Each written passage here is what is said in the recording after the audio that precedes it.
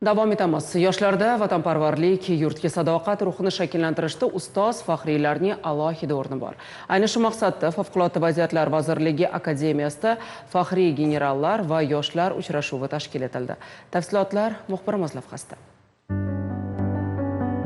Hayot sinovlarini juda erta boshdan o'tkazgan qahramonimiz Jamshid Sultonov 2016-yilda hayotdagi suyanchig'i otasi favqulodda vaziyatlar xodimi Zayniddin Sultonovdan ajralib qolgan.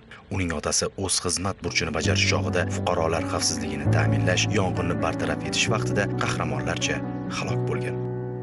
Qalbida chinakam vatanparvarlik tuyg'ulari shakllangan qahramonimiz o'z oldiga yuksak maqsadni, otasi izidan borib yurtga xizmat qilish va kelajakda yetuk mutaxassis bo'lishni tanladi. Birinchi asosiy sababi rahmatli otam yoshligimizda formalarini kiyganida, boshqa xizmat qilayotganlarda qilgan shu xizmatlari uchun mamnun bo'lib, havas qilib shu sohaga sekin-astalik bilan erishib keldim.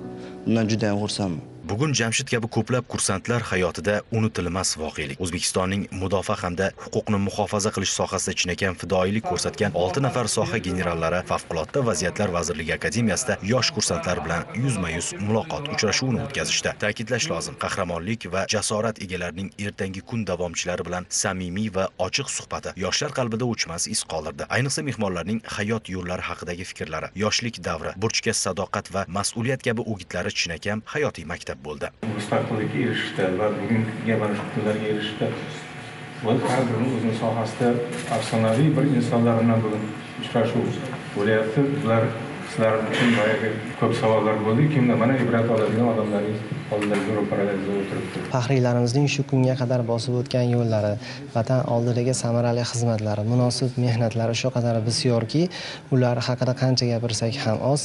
Faxriylarimizdagi oliyjanoblik, vazmiylik, insoniylik kabi fazilatlarni ko'rgan har bir yosh avlod ular izidan ketishni o'ziga maqsad qilmasdan qolmaydi albatta. Egniga harbiy libos kiygan bu yoshlar haqiqiy vatan himoyachilari, bo'lg'usi generallardir. Tadbir yakunida ustozlar akademiya faxriy mehmonlar kitobiga o'zlarining samimiy tilaklarini yozib qoldirishdi. Ta'lim muassasasi mutasaddilari tomonidan ularga hurmat va ehtirom ko'rsatilib, minnatdorchilik bildirildi. Inson qadri ulug'lanayotgan yurtda bu kabi muloqotlar yoshlarni tafakkur qilishga, yurt istiqboli uchun mas'uliyatli bo'lishga undaydi. O'ktam Usmonov, Farruh Ro'zmatov, Zamon informatsion tahliliy dasturi uchun.